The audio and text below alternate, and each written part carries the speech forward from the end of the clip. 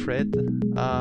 This and I want to let me do this for you guys, so it's gonna be easier for everybody. So we was planning to do like a full technical hardcore podcast today, but in the warm up or off mic before we start recording with Riham, so we was talking about all like the things that we want to talk, career path and things like that, and we ended up talking about the company that they have, Purple Puppet, and I was curious about what the projects they are doing, and because I'm also very curious about the creative part, and not only creating like technical stuff, but also like the final art and things like that. And turns out that Fred, that is the other partner of the company, it's here also, and we decided that we want to improvise something a little different than the usual on the Rigging Bodies podcast. That it's to have one that it's more creative, more artist than I will say in the classic meaning of being an artist than a technical artist. That we are artists all, but ones with code, other with the pen and colors. I will say, if I can say that. I always feel horrible putting tags to the people, so I will say we are all artists, come on. So and yeah, let's start a little bit. So Riham, I'm gonna start maybe asking you, and then I'm gonna jump to Fred. Like how do you start it on, like, let's say being or how do you end up being a technical animator or animation TD? It's I think that's a more clear goal than how you started. I think how do you end up in Yeah. Yes, yeah, absolutely. I think my case could be a little bit different because I feel there has been a lot of uh, accidents and luck in my story. Like I wasn't a little gamer girl or really interested in animation other than just seeing animations from Disney per se. So it all started when I was studying media, and I'm originally Egyptian. I was studying media science in my college, and I had kind of like not a really set goal in mind other than just being in the entertainment and media field. And in the last year, there was this interesting new class that is Introduction to 3D, and I really didn't know what is that about. So I was like, okay, I'm gonna roll in. Sounds a little bit easier than the rest. So I um, I signed up for the class, and we had a teacher who actually worked in at DreamWorks, and this wow. was kind of really, really um, not very common to see an Egyptian or back at the time, right? This was like 12 years ago, maybe more, working in the animation industry abroad and doing the movies that we all love and like. So that was like, oh wow, this is great, and it was introduction to Maya. So yeah, it started from there. I made my first turtle model and rig, and I got really captivated by the process, and I decided that my final project would be in 3D. So I really dug deep into rigging, and it was mostly because a lot of my colleagues told me that I cannot do it. So it was a little bit of my own challenge. Rigging was very like this kind of, oh, you can do modeling, maybe animation, but rigging, nobody will be able to help you. I'm like, why? I just, I just like, I started looking up the internet, questions, and I got my answers, and I actually you know, got got to some results, and it was like amazing feeling to be able to solve a problem just by asking the community and learning every day. Um, yeah, so this was the initial kind of start.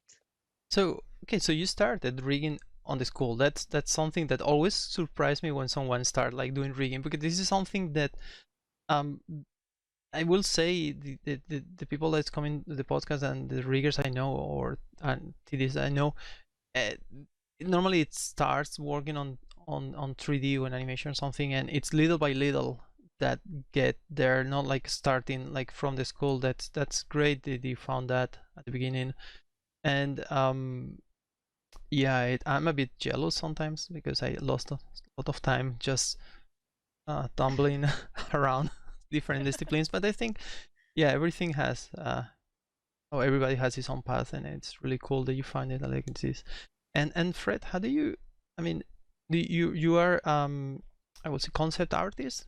It's the title that best fits or what you're doing, or because I titles, yeah, it's always. originally it would be a character artist, 3D character artist. So it's been such a long time since I started. So I kind of started as a generalist, working in some like TV advert studios, making very boring 3D commercials, and then very quickly I got a job at Crytek, which was also my first game studio job, and then I very quickly shifted to 3D character art, and I continued doing 3D character art throughout my career. But there was like a little slice at Crytek of a few years where I had an opportunity to also manage the character art team. So I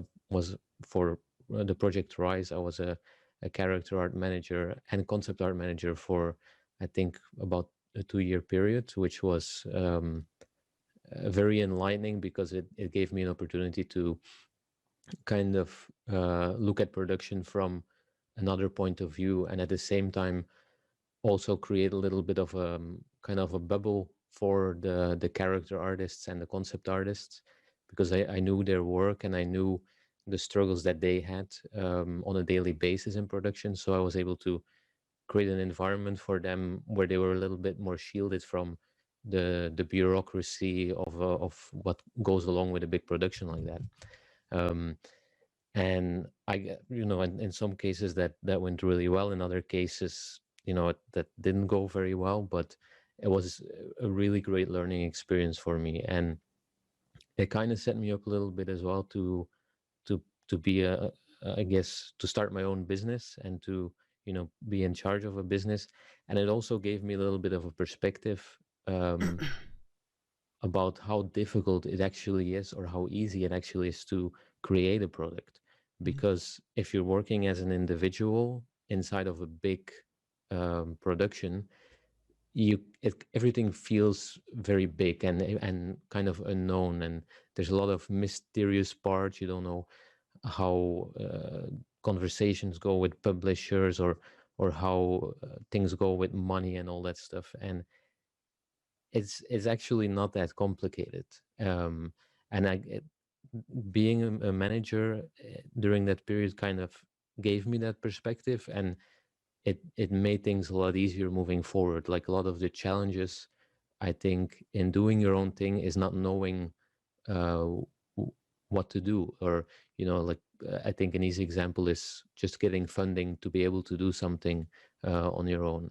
It's not that difficult, but if you don't know the steps you need to take, then you may not even try. So yeah, that was a great opportunity for me, and then I very quickly started freelancing, and I did that for a couple of years. And during that period, or a little bit before, I also met Riham, and then I followed her to go to Stockholm, Sweden, where I kind of started Purple Puppet a little bit more as a proper company.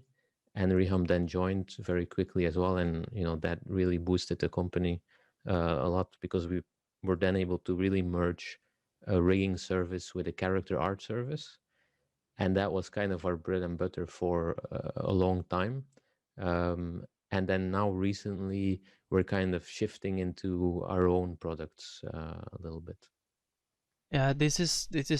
I mean, it's great. I'm very curious if we can dig a little more on the details, how you started and how you manage, because I think it's very interesting, especially like you said, like you started as a like a generalist, then you specialize like more like I will say like creation of the characters. But I guess was you started little by little transitioning from this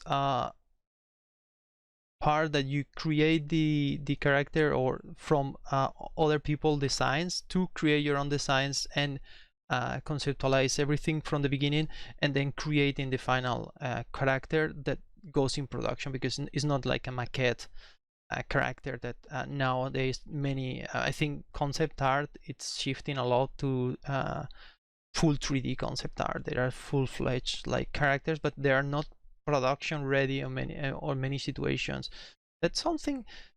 Do you think this is gonna a trend that is gonna be changing? That also the more and more the concept artists will create or will be a demand that the concept artists create the final asset? So I'm just curious. Yeah, I mean, it's a very good point, because it's been going on for, I think, at least like in production, it's been going on for at least 5 or 7 years, where I remember some kind of early adopters of concept artists who were trying to get into specifically ZBrush to be able to create a version of a character concept that is a little bit more usable for the 3D artist. And a lot of that came from, I think, concept artists, ultimately they're very creative people, and when, as a concept artist, you're designing something or creating something, it's not just a task, it's a design that comes from within the artist. And for a lot of concept artists, they want to make sure that their message, that it translates to the next step, to the 3D artist. And from that point of view, giving a 3D model to a 3D artist kind of make sure that more of that message gets translated to the next phase. And I know I do have to say that for a lot of character artists who are then also artists, oftentimes that was less interesting, because now there was less room for interpretation of the 3D artist from the concept. And so there was definitely a period where, in some cases there was a little bit of conflict between the character artist and the concept artist, because the character artist still had to deal with all the annoying stuff, right? All the non-artistic stuff, like the UVs and the topology and all that stuff. Whereas the concept artist can just happily sculpt and, deliver a mesh that's a horrendous topology and doesn't really care, right? But on the other hand, there is something there in between, where there's kind of like there's a growth of a pipeline, and it's something that we see has evolved over the last couple of years. And the tools do get more accessible for non-technical people, and I think that this ultimately to the benefit of everyone involved in the pipeline, because there's really no benefit spending a whole day creating UVs for an asset that no one really sees those UVs. So if the tools evolve to make those things obsolete or automated, this, I think, for the benefit of the whole production. Yeah, I agree with that. I think many of these things like UVs, like rotoscopy and things like that, there a lot of it's gonna be, or it's been already automatized via like algorithms, plugins, things, and lately with all the machine learning, AI stuff, and all this new age technology that it's exploding, I think, all around the world, like all the little stuff that adds to this freedom for the most interesting part for the person. And I'm just curious, like, for instance, the one thing that working like from concept to Colombin and later for the rigging, like for me there is a lot of especially the projects that I'm working lately, the majority is it's anime style, kind of 3D anime style or CG anime. And of course there is a lot of I will say it's a bumpy road from the 2D design to the delivery in 3D, because a lot of the, I mean, the designers this pure 2D, and some of the designs it's just don't work. I mean, literally cannot be articulated in a human way, let's say. And I think in your case, so how you deal with that, both of you? Like how is the because you do the final asset, but you do the designs, and Riham it's rigging and probably send you like kind of feedback on, okay, we put this part of the armor or something there, but look, it cannot touch his chin or something like that. how how do you navigate these waters?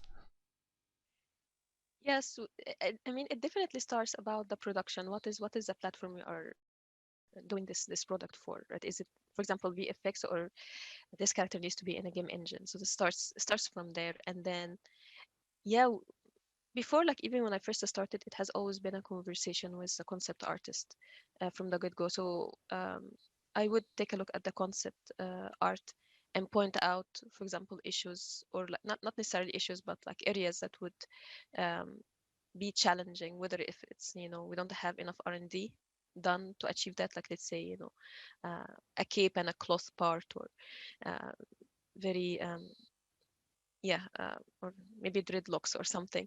So it starts with like, do we have enough to do R&D to actually achieve this? How important it is for the character and the product, and yeah, and if we're gonna have to cut it, then usually the concept artists understand that, in order that it will have to be presented some way or another in 3D within the time that we are giving. So I cannot recall, and I don't know, correct me Fred if I'm wrong, I then cannot recall that we had problems communicating these within a game dev environment to concept artists. They always kind of adapted to our needs, right? Yeah, I think if there's ever a conflict, it's between the technical artist and the character artist.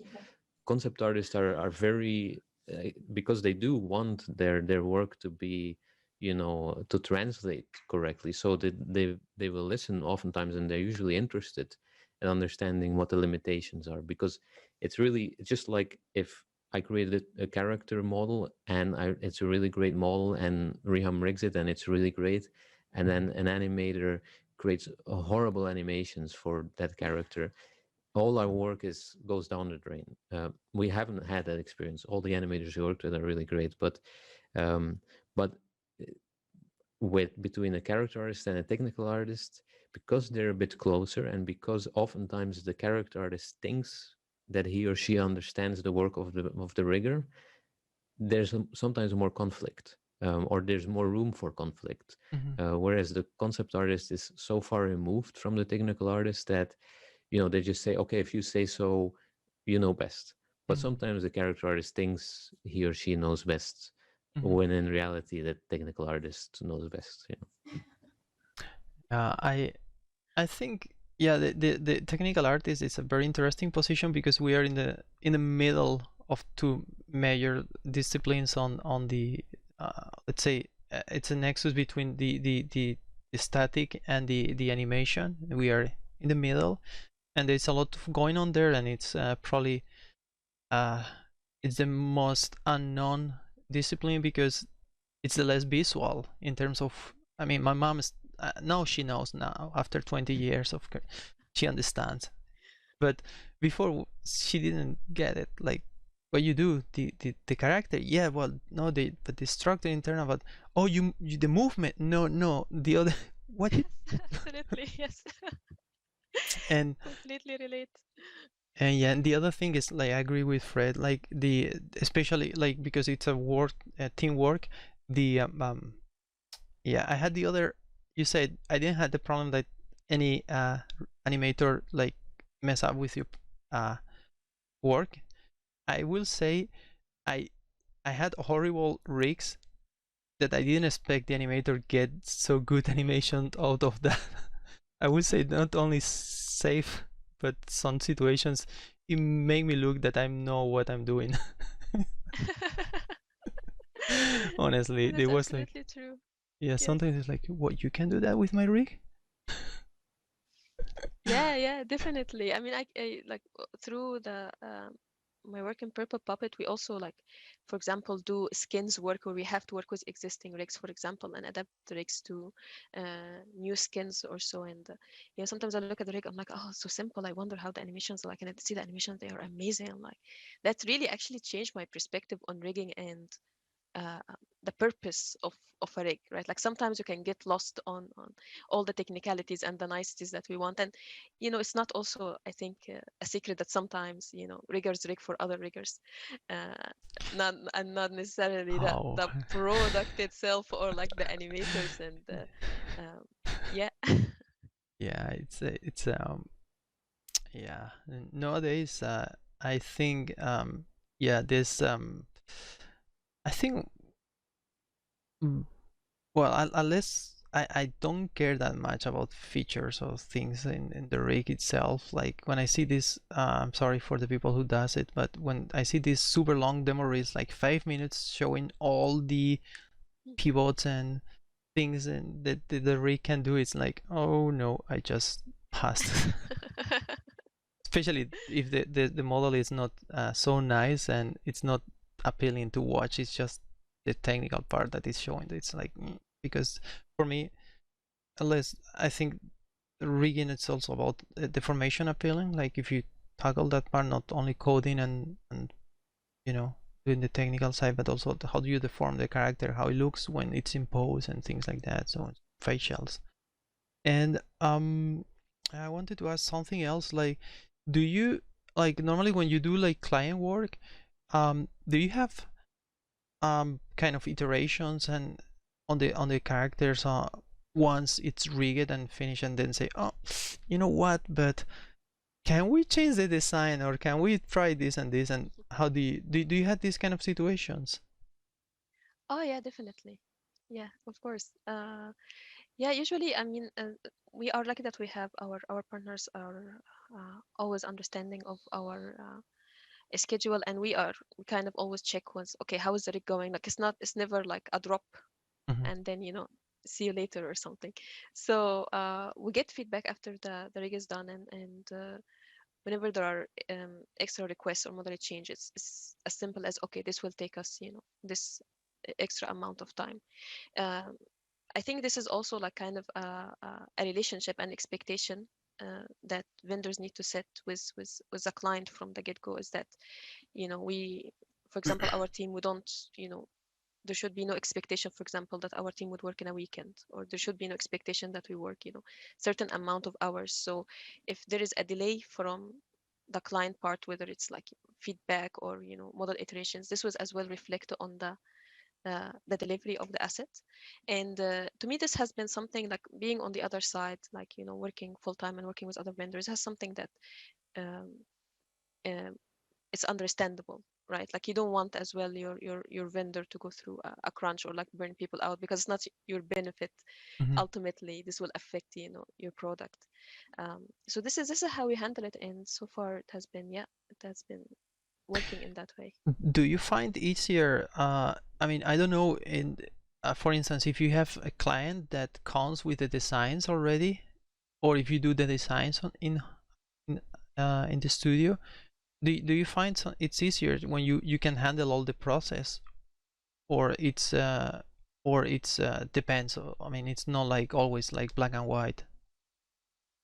Uh, I think I would say it's easier definitely when we are doing the modeling in house, because this way we have the iteration part where the technical Mm. artist, as I can go and talk to Fred, or any member of my team can go and talk to our character artist about how can we make, for example, this better. Like one thing that always kind of annoy me, and I don't, not annoy, we all have like our own special things when it comes to rigging, right? And mine has always been the knuckles on the fingers. When I don't see enough definition around the knuckles, it's just like Uh, I could be having a good day, and this only not having enough definition around the mm, knuckles, my day is ruined. And I know like this could seem like why this is mm, the case, but I feel everyone has their own little thing that yeah. can can can make them like that. um, but this is something, for example, that if I go and talk about it to my team, they completely understand that they will never give me, a model without enough definition around the areas that I need. But with a client, like I always have a consideration about like, their time or something. So I know, we don't really send anything back unless it's completely necessary because we don't know the factors in there. Mhm. So I'm curious, like in terms like you saying like to managing a business and to creating like that it's I always found like difficult to handle like estimations. I mean, we do yes, something that it's a art form, and it's not like doing something mechanical that you did it once, it take yes, X time to do it, and doing the second time it's gonna be exact the same time. So exactly. eh, okay, so that's one of the questions, and the other it's like how do you handle that? How do you, because when I did freelance, there was two clients, one that asked for like fixed bid, and ones that ask how much for your daily rate. And uh, like I'm curious how other people handle also this part. Yes, that's a good question. It's tricky. It's not it's definitely one of the areas that are that you almost have to do kind of like, I don't want to say like let the client know that Mhm. things don't work that way, right? Like there's this part of like, okay, let me take you on a journey. Like unless uh you would like let's say spend like a day on the Mhm. assets and see, and depending on what is the asset, like, it depends on like, are you getting, for example, the model from the client already or Mhm. not, or you're getting like, an existing rig from the client or not. Unless you spend like actually a day digging deep, you cannot really give exact Mhm. estimate of like this gonna take this amount of hours, because there is always surprises in Mhm. between, right? So what I we try to do, or like try to, our approach is, um, we try to do, actually, I personally prefer a little bit of fixed bid in regarding to the money, because this kind of gives a little bit of safety to the client. They don't want, for Mhm. example, that you go like, let's say, oh, I think this can take 1 week, right? But then if you go deep and it takes a month, and they don't want to be in a situation where like, this blows up our budget completely, and this Mhm. is understandable. So uh, I like to do, yeah, a little bit of like kind of fixed bid when it comes to the money, but then the time, Mhm. this is what I like to make a little bit more flexible. So I don't, or like my preference is not to tie the budget to the time range, because then Oh, it gives us a little bit of flexibility. If for example, the client is like, let's say the asset needs to be reviewed by a technical artist, and technical artist is away for 2 days, and we cannot get feedback meanwhile, I see. right? You don't want your team to be working on conflicting because I can give feedback, but I don't know, unless we have Mhm. one round of feedback from the technical artist, Mhm. I don't know for sure that this will be the way. So it's always best to kind of, at least for one iteration, to get feedback from the client. And if there is a delay on that, then you Mhm. need to have a little bit of buffer to avoid any kind of extra work for your team and unnecessary feedback from, uh, from the directory. Yeah. I in- I used to do like something like that when I was freelancing. Like if I did a close budget bid, normally first I only did it when I can check the models. Mm, So never close budget on design, yeah. because I had some situations where it was like you estimate something for certain models and arrive something that it's gonna be way more difficult to deliver the rigs list for. And the other thing is like to stipulate some kind of like, this is okay to change, this is not okay to change. For instance, Hmm.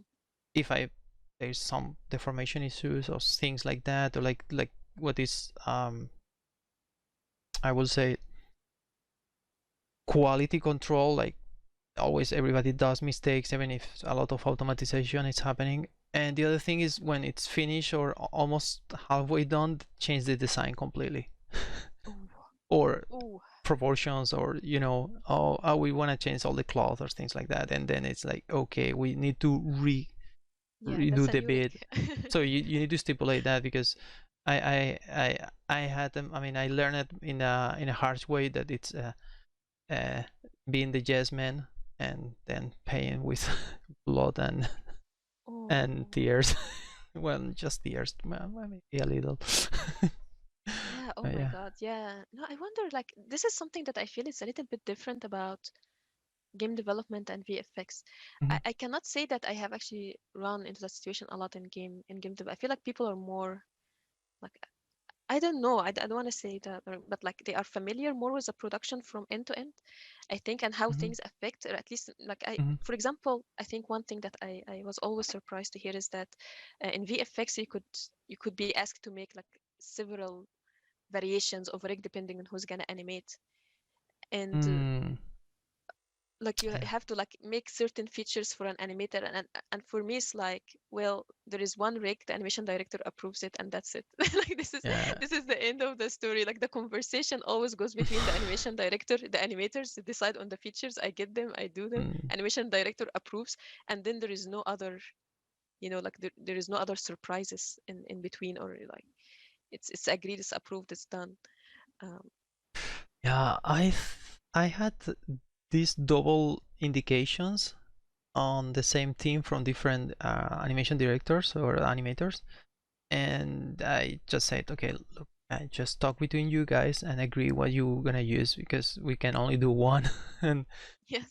and in some situations, we had different rigs for the same asset, but because it was easier than do one rig that fits all.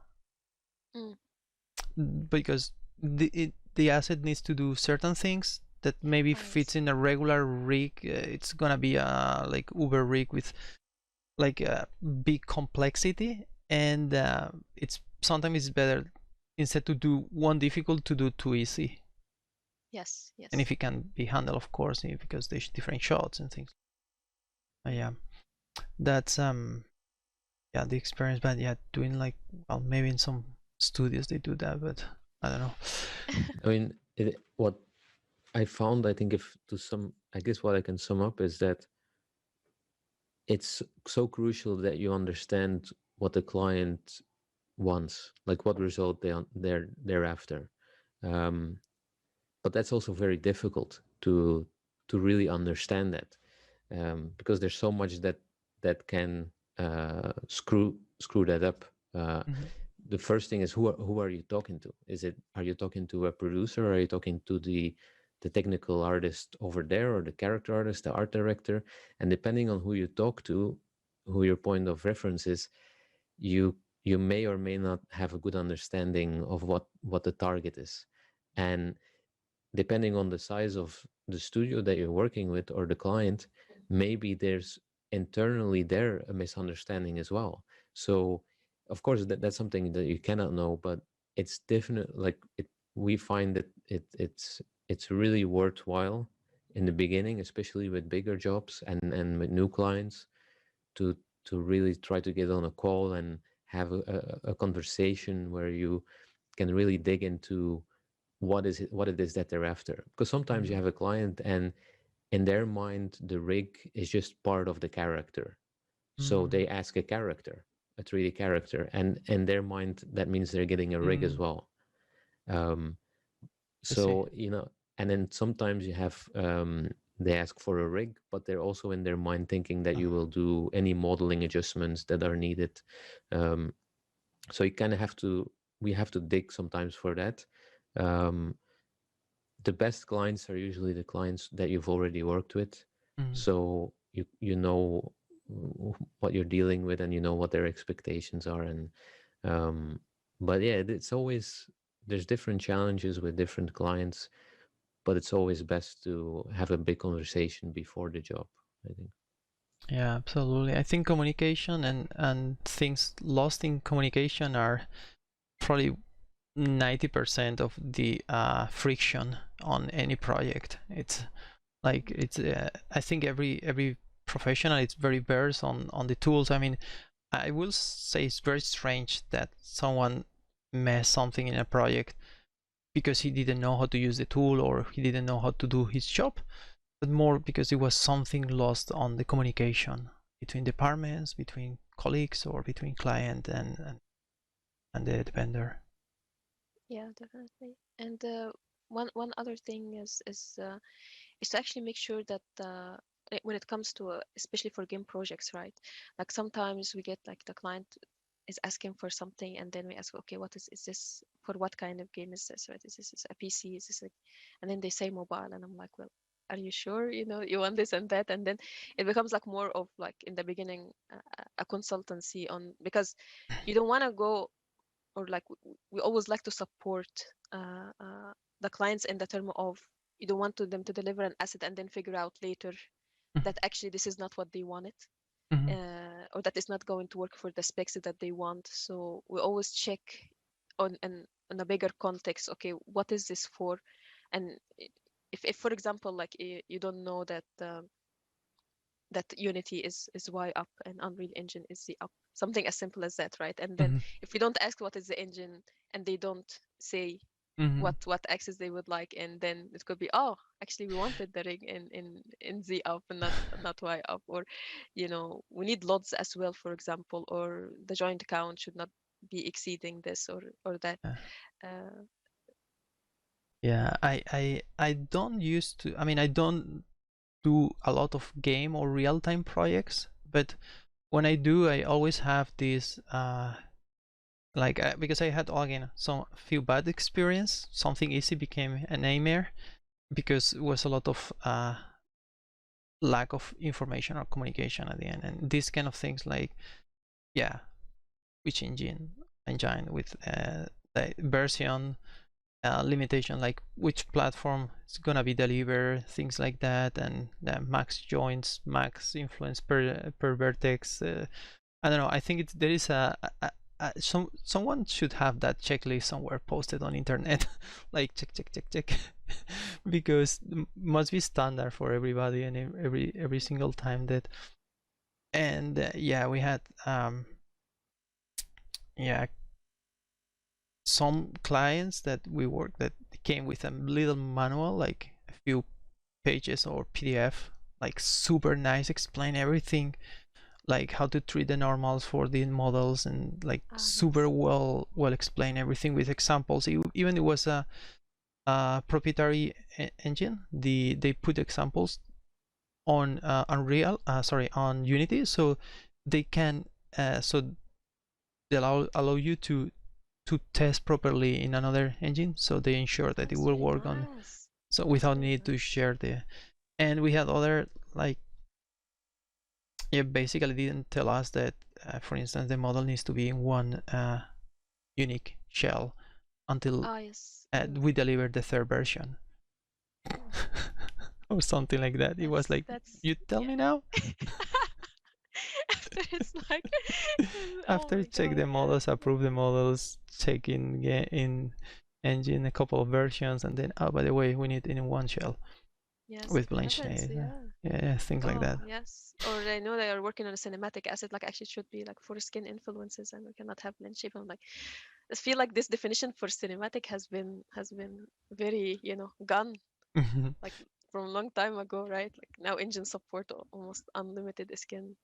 Yeah, that's something like the complexity. How do you feel it's evolving, the complexity of the rigging? Like, because even now when you say mobile, guess, I mean, any like cell phone, it's now like super powerful, and Mini console.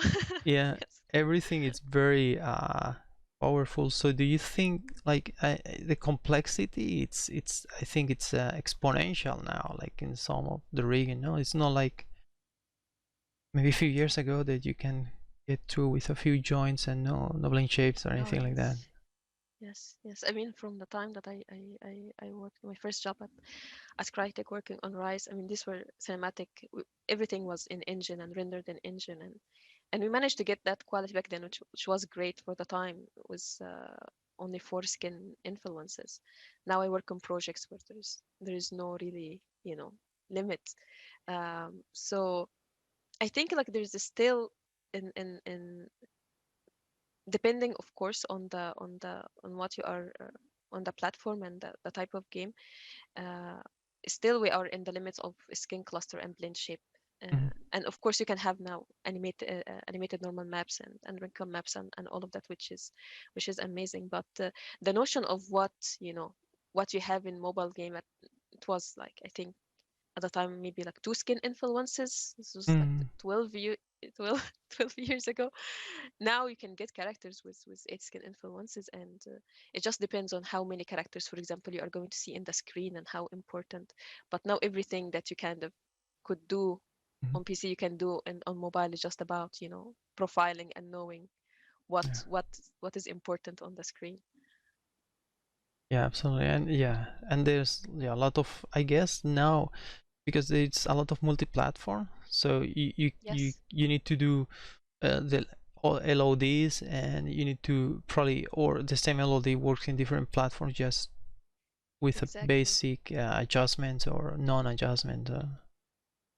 Yes, and it's lovely. I love the concept of LODs, right? It's kind of one of the areas that I enjoy, because like you have to have that in mind when you are laying out your joints, and okay, this is the correctives, how I'm going to strip this down to Mm, LEDs, and the quality of the load and where it could be possibly used. And we usually treat load 1, like we have load 0, which is the ultimate mm, quality, or like the best it could ever be, like if the camera yeah, is literally like here, yeah, and then load 1 is a load that actually would be, at least in my opinion, that you would give even more love, because it is a lot that would be most likely seen by all the mm, players. And then lot 2 even more, and then like you go down, then you're like, "Ah, okay, it's gonna be far away." But yeah. usually lot 1 and 2 is what gets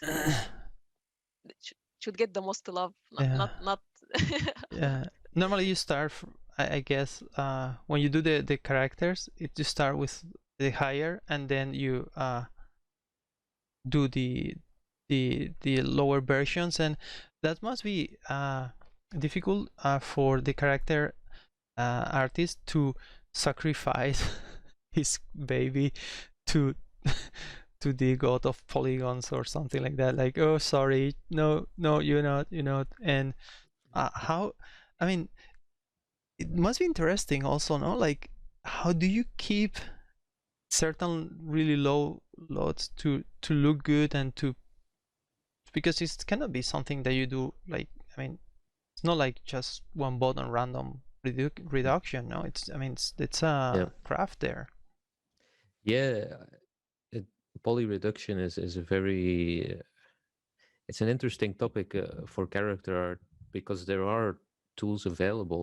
Like I think there was a couple of years ago when ZBrush came out with their Z remisher, and it definitely helped the process a little bit. And in some cases, you can rely on tools like that, but at the end of the day, Mm-hmm. when you're creating something that is supposed to be of the highest quality, and you're really, you're going as far as checking that all the normals are perfect, and that the maps and the textures and the seams are all perfect, an asset that is matching the highest standard, because you can't hide it.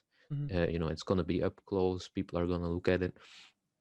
In those cases, you have to still work manually, and you have to manually create the LODs. And um, it's something very strange, LODs. It's not a fun thing for the Mm-hmm. artist, and he can't help but feel that it's a pointless effort. It's a pointless task, that it shouldn't be there. If someone who's learning um, about this industry and learning to be an Mm-hmm. artist, if they don't know about LODs and you explain it to them, it's really it seems so stupid that this is not an automated thing, and that it can't be properly automated.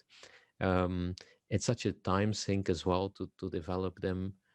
So I hate LODs. I really I do. That's didn't the know Way truth. too that. much. I actually surprised. It's really interesting you say this, Fred, because I kind of forgot that yes, when I look at it this way, I like LODs, but I think I like LODs in the term of like what they are doing to shape the game, and not necessarily like, yes, if I think about it this way, it actually should be a completely automated process. And But yeah, but I guess depend of the game. I mean, not all the games have LODs, no? I mean, you can get through without depending on the game, I guess. Mm, and mobile, oftentimes you have more leeway because you're already starting with quite a low mesh, Mm-hmm. and creating an LOD, a geometry LOD for a mobile character is also it's less cumbersome because you're already starting from something low. Um, but for the latest AAA games, it's the very high LOD. Sometimes you can get away with just subdividing up to get from your LOD 1 to your LOD 0 because you're already so high that can work sometimes. But you're just dealing with so much geometry that you have to. It's a time sink, So yeah, there's really nothing fun about it. It should be something that happens in engine, and in some cases that's already happening. There's some. I think Epic is doing some really wonderful work, but all it's an effort from people who are developing engine developers. I think they really understand how much it costs production wise to develop LODs, and how there's nothing creative about it. So I think there's some good efforts already there to streamline that in terms of production. Yes, I will later. I will send you a little talk from a friend here in Tokyo. He did on the it's a Houdini. I don't remember the name. Hype, I think Hype, Japan. It's a very short talk, but they talk how they handle LODs with Houdini. And it's very interesting because it makes like rigging and LODs together to get something very interesting. I will add it also in the video description when we publish this podcast and send it to you because it's public. It's a very very nice I think concept that they do in there. Yeah, I hope maybe it helps. So no. The Yeah, no, Houdini is definitely a shining a bright light in terms of for the artist to remove a lot of this cumbersome stuff. So I'm always excited to see more about what Houdini comes up with and what people are able to do with Houdini. And let's change a little bit on maybe on the conversation just towards the like before we finish, because I wanted to talk about your creative endeavors, because this is something I'm always myself like very struggling to don't to focus only on being character 2D. I always want to create personal projects, short films, and maybe games. I'm learning a lot about game engines, especially about Unreal Engine, that I have temptation to like to try like something, even like get a template and just play around with some volatile assets, But you doing in Purple Puppet, you doing this personal project, or well, not personal like, but in the company project that it's so you all, I'm very curious, and curious like in a way that, okay, tell me how you're doing it, because I want to do that also. So it's the so no, it's the project is called MVP, if that's correct. You can, if you want to share screen and show the people. If not, I will add it later, the links, but it's up to you. Yeah, sure. I mean, it's just our webpage is that's maybe you can refer people to the webpage. But MVP is kind of it was a side project for us to explore a concept art pipeline, and I'm gonna just share my screen. Maybe it might be easier.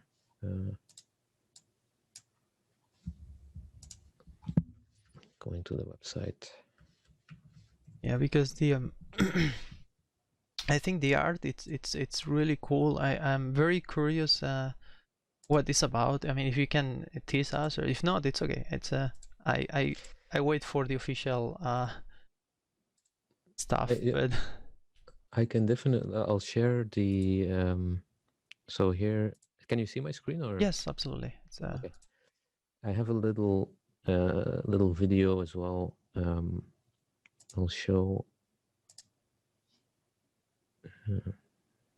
I didn't prepare anything, so Sorry. Yeah, this yeah, for the people listening, yeah, it was a little change last minute on the podcast. I think I explained at the beginning, but yeah, it was not prepared. Also, I didn't prepare my homework for Fred because I was checking Riham profile on LinkedIn and try to make smart questions and not be like a stupid in host. But I didn't have the chance to do it for you, Fred. Sorry no for worries, that. no worries, no worries at all. No, so yeah, so everything we do personally or that is creative, even if it is not an a very big project, let's say a single character, we approach it as if it's a big project. So we approach it as if it's for a game or for a show or a movie or something like that. Because at the end of the day, we are developers and we're developing, you know, products, sometimes for other people. And so we like to approach it like that. And so MVP is, we have an amazing concept artist on our team, Harumi, and she, you know, she's focused mainly on character work, like our company is. And so we wanted to explore something that could potentially be a mobile game and give her an opportunity to kind of, you know, be very creative, because she's very good at designing character outfits.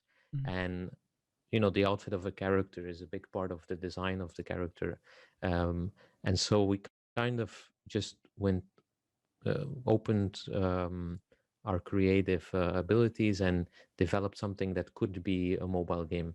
And it was inspired by a little mock-up I did a couple of years ago for a mobile game, a kind of a very boring uh, mobile game where you just move along a landscape and collect stuff. So there's really no game design going on here. But we thought about it like, what if this was the product, and we have to develop something really good looking that will, you know, end up being the design for this product.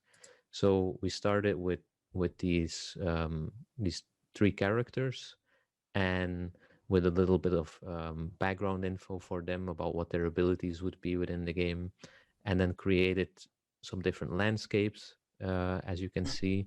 And this is purely just to kind of, you know, be creative and um, uh, explore our art direction and concept art capabilities. Um, and it's something that we may move forward with and, you know, develop these characters individually for mobile or something that's a little bit higher end.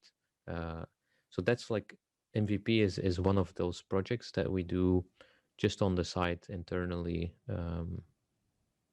But we have other projects that we're developing that are ac- actual products that I can't really go into right now.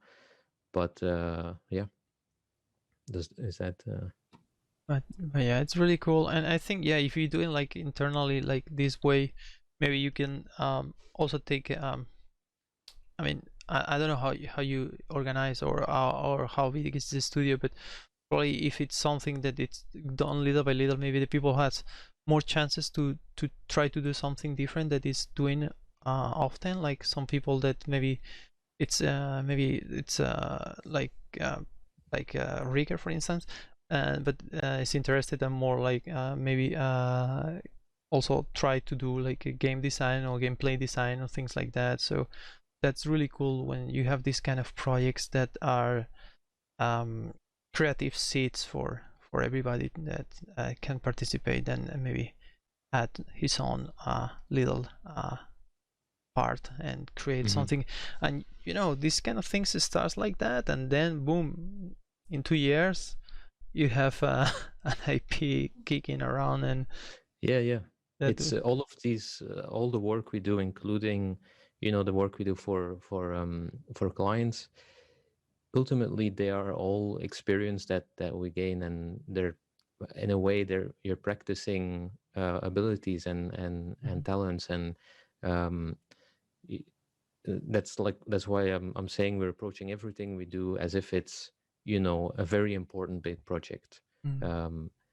Because when we do work on big projects, then it's something that we're prepared for, we're used to, and you know, like the amount of stuff that we learn also in terms of collaboration, Mm-hmm. little things that, you know, Riham can give her input about, you know, the character designs, about what might be problematic when those characters would potentially be rigged, which then informs the concept artist.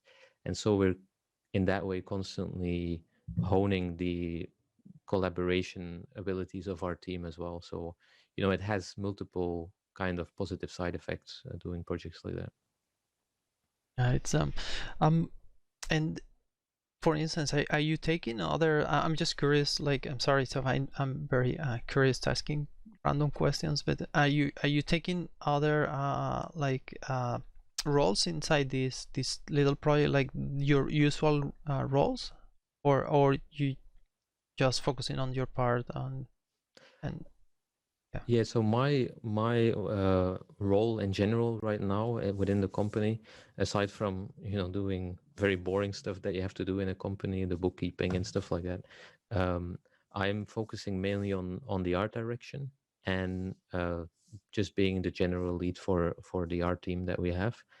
And that's something that we're, you know, having a company like this, we're constantly trying to move forward and trying to evolve as a company. And it's something that you know, it happens very organic, because who knows, maybe tomorrow there's a very big client that comes, and we're all locked working with that client for the next 4 or 6 months. Mm-hmm. And then sometimes there's a period where, you know, maybe you have one client that takes a week to work with, and then you have, you know, 2 months off, Mm-hmm. and then you can do a little project like that. So on the one hand, we're a company that is doing work for clients, but on the other hand, we're also trying to develop our own stuff, and we have to constantly find the balance within those parameters, while at the same time having people in our company that we want to keep engaged, and we want to make sure that they're excited about, you know, working with the team. And which is not always easy, because sometimes, you know, you have to do work for clients that can be boring work, or it's not your work necessarily. So finding a balance between that and growing the company, and not getting lost in you know, getting locked within a certain direction you go with the company, it's very challenging. But yeah, we're trying to do it as best we can.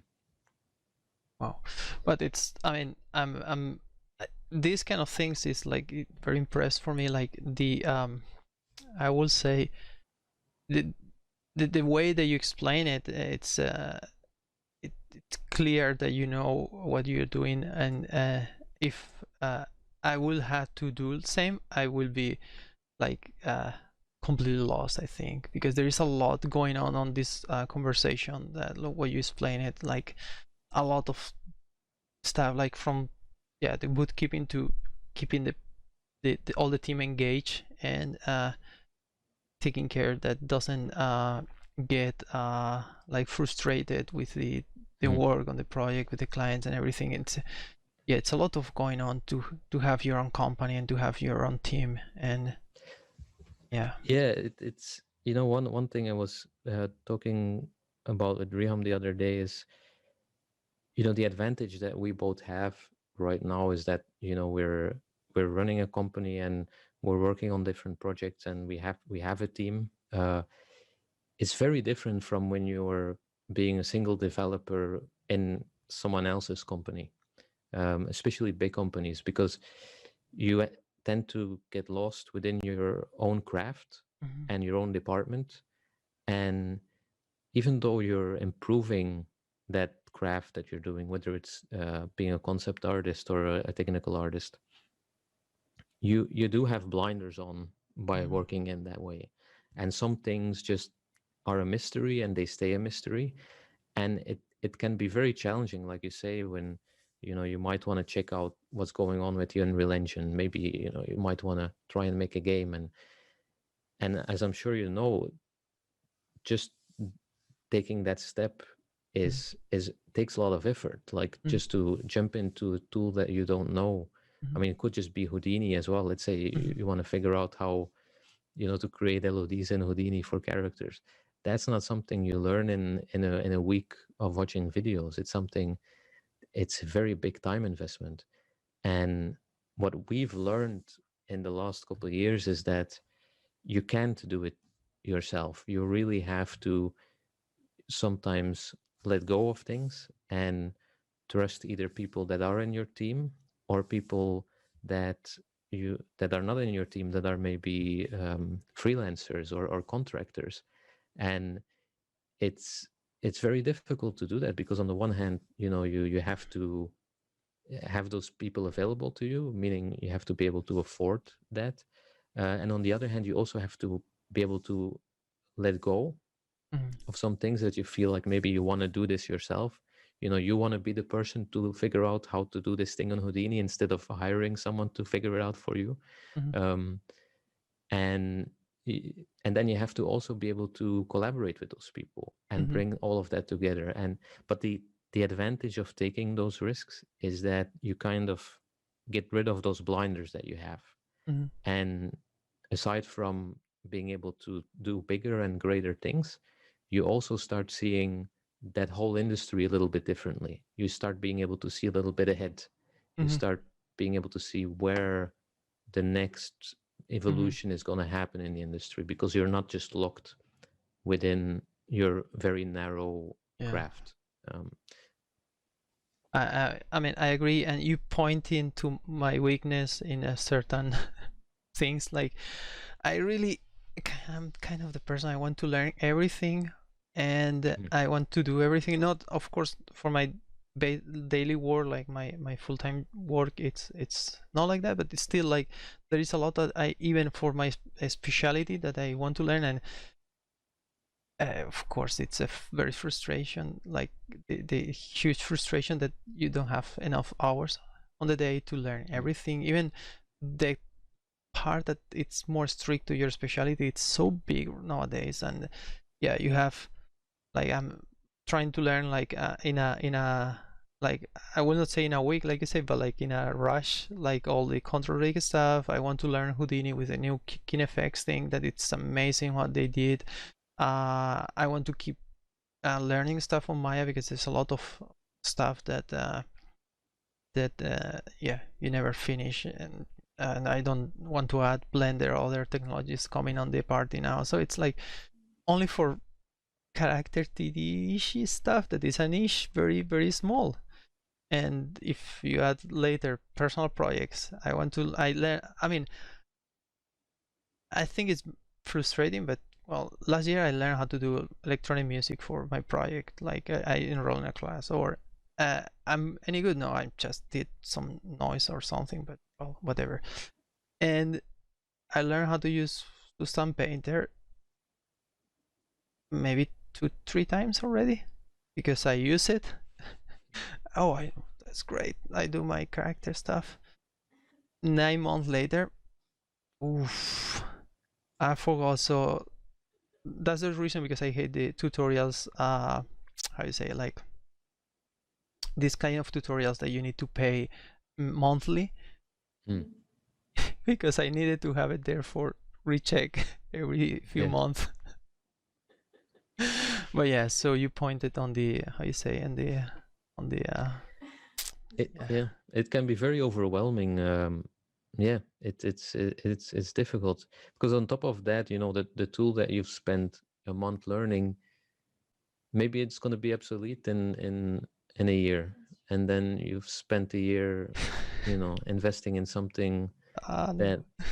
is just a Yeah. waste of time, essentially. So, but then you also cannot think about that stuff too much. Yeah. I the way I deal with it is that I think about what is the ultimate thing that I want to achieve. If we want to, let's say, create a short film or something, that short film, that is the most important thing, the final result. And even though I would love to make the character myself, I, maybe I'm better off paying someone to do the character, and then I can move forward, because meanwhile I can plan something, or I can, write the story or whatever that needs to be done. Yeah.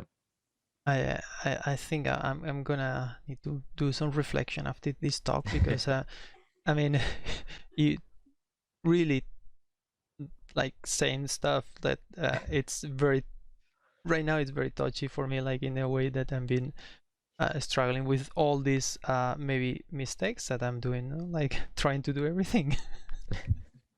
I think But that's a yes. lot of us though. Like it's a lot of people that face that, because you sometimes also feel the pressure that, you see other people's amazing work in, for example, Houdini, and you think, wow, what they're getting all this attention, and I fall in that category, so I have to be able to catch up to that. I have to be able to match that.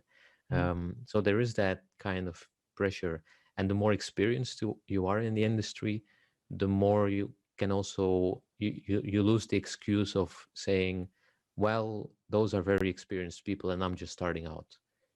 You are experienced, so it's it can really mess a little bit with your mind, and it can lead to demotivation, and but the positive element here, the positive message, is that there are so many people in our industry now, and so the thing that you don't know how to do, there's someone else who can do it. So you could put that, it can be done. So you can either outsource it to that person and develop your short movie that way.